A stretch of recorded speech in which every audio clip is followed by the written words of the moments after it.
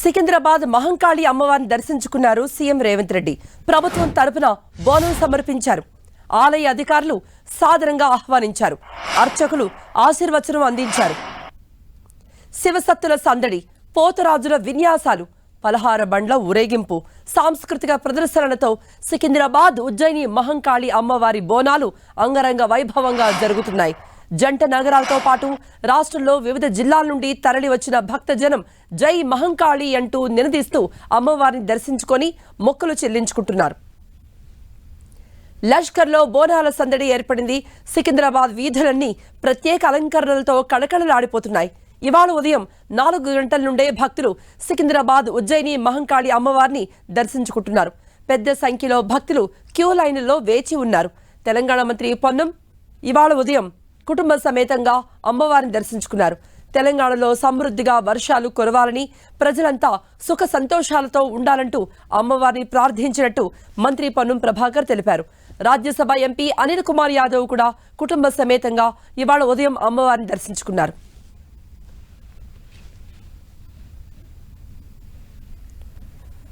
So ఇప్పటికే CM Revanth Reddy దర్శించుకున్నారు. అమ్మవారిని బోనం సమర్పించారు. మరోవైపు పొన్నం తొలి బోనాన్ని సమర్పించారు. అటు భక్తులు కూడా భారీగా చేరుకుంటూ ఉన్నారు. సో ఉజ్జయిని మహంకాళి అమ్మవారి దగ్గర భక్తుల సందడి ఏ విధంగా ఉంది, భద్రత ఎలా ఉంది, ఎటువంటి పూజలు జరుపుతున్నారు అర్చకులు, ఈ అప్డేట్స్ అన్ని ఇవ్వడానికి లైవ్ లో జాయిన్ అవుతున్నారు మా ప్రతినిధి సంధ్య. అక్కడ ఎలా ఉంది భక్తుల సందడి? సికింద్రాబాద్ ఉజ్జయిని మహంకాళి అమ్మవారి ఆలయ ప్రాంగణం అంతా కూడా ఆధ్యాత్మిక శోభతో అలరారుతోంది. భక్తులందరూ కూడా భక్తి శ్రద్ధలతో తెల్లవారుజాము నుంచే అమ్మవారి దర్శనం కోసం ఇక్కడికి చేరుకుంటూ ఉన్నారు. విఐపీలు వివిఐపీల రాక కూడా ఇక్కడ పెద్దగా ఉంది అని మనం చెప్పుకోవచ్చు. కొద్దిసేపటి క్రితమే తెలంగాణ సీఎం రేవంత్ రెడ్డి ఇక్కడికి చేరుకొని అమ్మవారి ఆశీర్వాదం తీసుకున్నారు.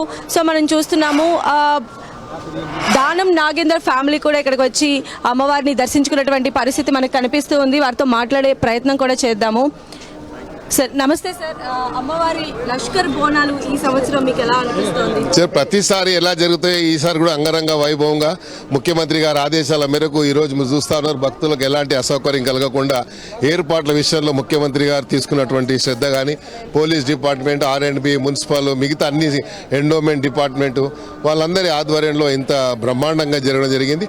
కాబట్టి ఎక్కడ కూడా భక్తులు అసహనానికి గురి కావడం లేదంటే మరి ప్రభుత్వ పరంగా ఏర్పాట్లకే దానికి నిదర్శనం.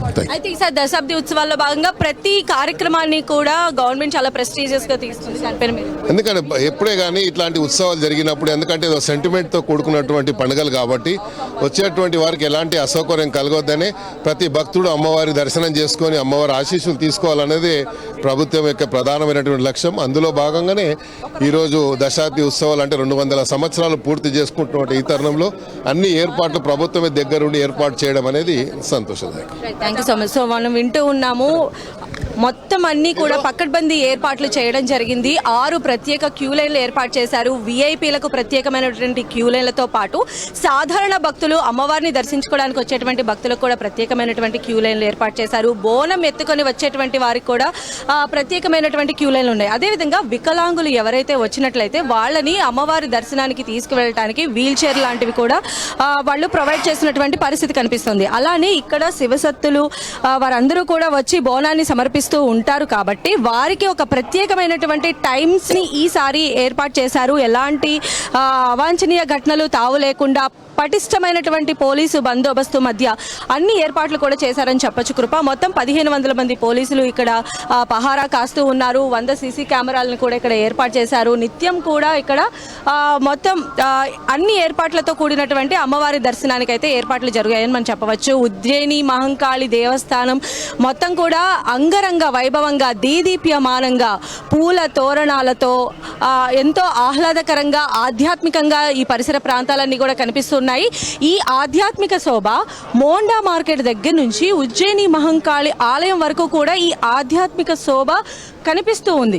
పెద్ద సంఖ్యలో భక్తులు వచ్చి అమ్మవారికి బోనాన్ని సమర్పిస్తారని చెప్పి అన్ని ఏర్పాట్లు కూడా చేయడం జరిగింది. క్యూ లైన్లలో కూడా భక్తులు అసౌకర్యానికి గురి కాకుండా ఏర్పాట్లు అయితే ముమ్మరం చేశారు. అమ్మవారికి ఈ ఆషాఢ మాసంలో ముఖ్యంగా గురు ఆదివారాల్లో ఈ బోనం అనేది సమర్పిస్తూ ఉంటారు. ఈ బోనం అంటే ఏంటంటే అమ్మవారికి మనం పెట్టేటువంటి నైవేద్యం, అంటే ఒక భోజనాన్ని అమ్మవారికి ఇక్కడ భక్తులందరూ తెల్లవారుజామునే లేచి అమ్మవారికి భక్తి శ్రద్ధలతో ఆ బోనాన్ని తయారు చేసి ఇక్కడ అమ్మవారికి తీసుకొచ్చి పెడతారు. ముఖ్యంగా ఆషాఢ మాసంలో మనం చూసినట్లయితే మన తెలుగు సాంప్రదాయం ప్రకారం ఆషాఢ మాసంలో పూజలు చేయడము, అదేవిధంగా ఇలాంటి బోనాలు సమర్పించడం అనేది తెలంగాణ స్టేట్ యొక్క ప్రత్యేకతగా చెప్పవచ్చు. ఇతర పండుగలన్నీ కూడా అందరూ హిందూ సాంప్రదాయం ప్రకారం చేసుకున్నప్పటికీ ఈ బోనాల పండుగ కావచ్చు, బతుకమ్మ పండుగ కావచ్చు, ఇవన్నీ ఏంటంటే తెలంగాణ సంస్కృతి సాంప్రదాయాలను ప్రతిబింబించే విధంగా ఒక ప్రత్యేకతను సంతరించేటువంటి పండుగలుగా కూడా మనం చెప్పచ్చు. ఆషాఢ మాసంలో ఆడపడుచు ఇంటికి వస్తుంది, వచ్చినటువంటి ఆడపడుచుని ఎంతైతే ఆత్మీయంగా దగ్గరికి తీసుకొని వారిని ఎంతో ప్రేమగా చూసుకుంటామో అదేవిధంగా ఇక్కడ అమ్మవార్లను కూడా అదేవిధంగా కొలుస్తూ ఉంటారనమాట. వారికి ప్రేమతో కూడినటువంటి బోనాన్ని సమర్పించి మొక్కుకొని అమ్మవారి మొక్కులు చెల్లించుకోవడానికి కూడా తిరిగి ఆ కోరిక నెరవేరినట్లయితే తిరిగి బోనం ఎత్తి మళ్ళీ అమ్మవారి మొక్కును కూడా చెల్లించుకోవడం అనేది ఒక ఆనవాయితీగా కొన్ని వందల సంవత్సరాల నుంచి కూడా వస్తుంది.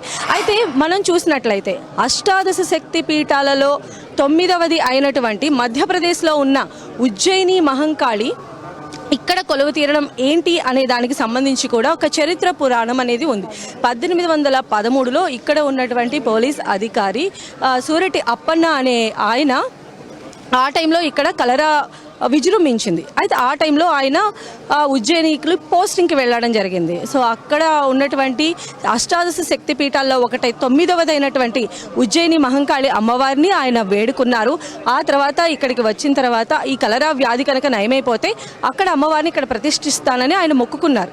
అందులో భాగంగానే ఇక్కడ ఫస్ట్ చెక్కతో చేసినటువంటి విగ్రహాన్ని ఏర్పాటు చేయడం అనేది మనం గమనించవచ్చు. ఆ తర్వాత ఇక్కడ ఒక చిన్న గుడిని ఏర్పాటు చేశారు. అప్పటి నుంచి కూడా కలరా వ్యాధి కొంచెం కంట్రోల్ అవ్వడం కావచ్చు, తర్వాత అమ్మని నమ్ముకుంటే జరిగినటువంటి బెనిఫిట్స్ కావచ్చు, ఇవన్నీ దృష్టిలో పెట్టుకొని తెలంగాణ రాష్ట్ర ప్రజలకు ఈ ఉజ్జయిని మహంకాళి అమ్మవారు అనేది చాలా దగ్గర అయిపోయింది. బోనాలు సమర్పించడం అనేది కూడా ఇక్కడ అమ్మవారిని ఒక ఆడపడుచుగా వీళ్ళు భావించి అమ్మవారికి బోనం అనేటువంటి భోజనాన్ని సమర్పిస్తూ ఉంటారు. ఇందులో కూడా మనం చూస్తే మన శక్తి స్వరూపాలకు ఎంతో ఇష్టమైనటువంటి అన్నం బెల్లం, అంటే అన్న పరమాన్నం అనేది మనం జనరల్గా అమ్మవారి స్వరూపానికి ఇచ్చేటువంటి నైవేద్యంగా చూస్తూ ఉంటాము. అదేవిధంగా ఇక్కడ కూడా అన్నం బెల్లంతో కూడినటువంటి బోనాన్ని, అదేవిధంగా అన్నం పెరుగుతో కూడినటువంటి బోనాన్ని కూడా ఇక్కడ సమర్పిస్తూ ఉంటారు. మార్నింగ్ నుంచి కూడా ఈ అమ్మవారిని దర్శించుకోవడానికి పెద్ద సంఖ్యలో భక్తులు అయితే ఇక్కడికి వస్తూ ఉన్నారు. ఆల్మోస్ట్ లక్షలాదిగా భక్తులు ఇక్కడికి తరలి వచ్చేటువంటి అవకాశం ఉందని చెప్పి భావిస్తూ ఉన్నారు. గతంలో జరిగినటువంటి చెదురు మదురు ఇన్సిడెంట్స్ ఏమైనా ఉన్నా కూడా వాటన్నిటిని రెక్టిఫై చేసే విధంగానే ఈసారి అన్ని ఏర్పాట్లు చేశారని కూడా మనం చెప్పవచ్చు. సది ఇప్పటివరకు ఎంతమంది అమ్మవారిని దర్శించుకున్నారు? అలాగే క్యూ లైన్ లో మార్నింగ్ 3 o'clock నుంచి మొదటి బోనం మార్నింగ్ 3 o'clockకి మొదటి బోనాన్ని హైదరాబాద్ ఇన్ఛార్జ్గా ఉన్న పొన్నం ప్రభాకర్ దంపతులు వచ్చి మొదటి బోనాన్ని ఇక్కడ అమ్మవారికి సమర్పించారు. ఆ తర్వాత నుంచి మనం చూస్తూనే ఉన్నాం, వందలాదిగా భక్తులు తరలి వస్తూ ఉన్నారు. ఈరోజు క్లైమేట్ కూడా కొంచెం అనుకూలిస్తుంది కాబట్టి వీరి సంఖ్య గంటకు కూడా పెరిగే అవకాశం లేకపోలేదని చెప్పి ఆలయ అధికారులు భావిస్తున్నారు. మొత్తంగా ప్రతి సంవత్సరం లాగానే లక్షలాది మంది అమ్మవారికి బోనాన్ని సమర్పిస్తారు. ఈ రోజు బోనాల సమర్పణ ఉంటే రేపు రంగం ఉంటుంది. సో రంగం కూడా సికింద్రాబాద్ ఉజ్జయిని మహంకాళి ఆలయం వద్ద చాలా ఘనంగా చేస్తారు అంటల్లో ఎలాంటి అతిశయోక్తి కూడా లేదు. సో ఈ 2 రోజుల్ని పురస్కరించుకొని చూసినట్లయితే మొత్తం ఏర్పాట్లు అయితే పక్కడ్బందీగా చేశారు. భక్తులకు ఎలాంటి అవాంఛనీయ సౌకర్యాలు కలగకుండా చిన్న పెద్ద ముసలి అంటే కొంచెం ఏజ్డ్ వాళ్ళు కావచ్చు, లేదా కొంచెం అంగవైకల్యం ఉన్నటువంటి వారు కూడా అమ్మని దర్శించుకోవడానికి పొద్దున్న నుంచి క్యూ లైన్లలో ఉన్నారు. అయితే ప్రస్తుతం ఎక్కడ క్యూ లైన్ ఆగిన పరిస్థితి అయితే కనిపించట్లేదు. విఐపీలకు ప్రత్యేక క్యూ లైన్లు ఏర్పాటు చేశారు. సాధారణ భక్తులకు ప్రత్యేక క్యూ లైన్లు, అదేవిధంగా బోనం తీసుకొచ్చేటువంటి వారికి కూడా ప్రత్యేక క్యూ లైన్. ఇప్పుడు మనం చూస్తున్నటువంటి ఈ లైవ్ విజువల్స్ బోనాన్ని తీసుకొస్తున్నటువంటి ఆడపడుచుల కోసం ఏర్పాటు చేసినటువంటి ప్రత్యేక క్యూ లైన్. ఇందాక మనం చూసింది ఏంటంటే సాధారణ భక్తుల కోసం ఏర్పాటు చేసిన క్యూ లైన్. సో మనం కొంతమంది భక్తులు కూడా ఉన్నారు, వారితో కూడా మాట్లాడించే ప్రయత్నం చేద్దాం. ఎందుకంటే తెలంగాణకు తలమానికంగా ఉన్నటువంటి ఈ ఆషాఢ మాస బోనాలు ఎత్తుకోవడం కూడా ప్రతి ఒక్క ఆడపడుచు ఎంతో భక్తి భక్తి శ్రద్ధలతో నిర్వహిస్తూ ఉంటారు కాబట్టి వారితో కూడా మాట్లాడే ప్రయత్నం చేద్దాం. అమ్మ చెప్పండి, నమస్తే. ఎప్పటి నుంచి మీరు ఈ బోనాల పండుగని చేసుకుంటున్నారు? ఇది నేను ఫస్ట్ టైం బోనాల పండుగ చేసుకోవడము, అంటే నా మ్యారేజ్ అయిన ఫస్ట్ ఇయర్ ఫస్ట్ బోనాల పండుగ. సో నేను చాలా హ్యాపీగా ఫీల్ అవుతున్నాను. అమ్మ మొక్కు తీర్చుకోవడానికి వచ్చారా? మొక్కు తీర్చుకోవడం కోసమే వచ్చినాము. సో చూస్తున్నాం కదా, మనం మొక్కుకొని మొక్కు తీర్చడానికి కూడా పెద్ద సంఖ్యలో వస్తూ ఉన్నారు. పైగా వారు తీసుకువచ్చేటువంటి ఆ బోనం ఆ కుండను కూడా మనం పరిశీలించవచ్చు. ఇక్కడ ఏంటంటే సికింద్రాబాద్ ఉజ్జయిని మహంకాళి అమ్మవారికి బంగారు బోనంతో పాటుగా 1008 బోనాలను సమర్పించడం అనేది తరతరాలుగా వస్తున్నటువంటి ఆనవాయితీ. అందులో భాగంగానే ఆలయ కమిటీ అధికారులు దానికి సంబంధించి కూడా అన్ని ఏర్పాట్లు చేశారు. మామూలుగా ఇంట్లో నుంచి వచ్చేటువంటి వారు ఆ బోనానికి మొత్తం ఏదైతే ఉంటుందో ఆ కుండకి పసుపు రాసి బొట్లు పెట్టి అదేవిధంగా వేపాకులతో అలంకరించి ఒక దీపాన్ని, అఖండ దీపాన్ని వెలిగించి అమ్మవారి దగ్గరికి ఆ బోనం తీసుకెళ్లి సమర్పించి అమ్మవారి ఆశీస్సులు తీసుకున్న తర్వాత ఆ బోనాన్ని కొంచెం ప్రసాదంగా తీసుకొని ఇంటికి వెళ్తూ ఉంటారు. సో మనం చూస్తున్నాము, బోనం తీసుకొచ్చేటువంటి క్యూ లైన్ అయితే చాలా పొడవుగా కనిపిస్తోంది. కాకపోతే ఎక్కడా కూడా వాళ్ళకి వెయిట్ చేయించే పరిస్థితి పెద్దగా కనిపించట్లేదనే చెప్పాలి.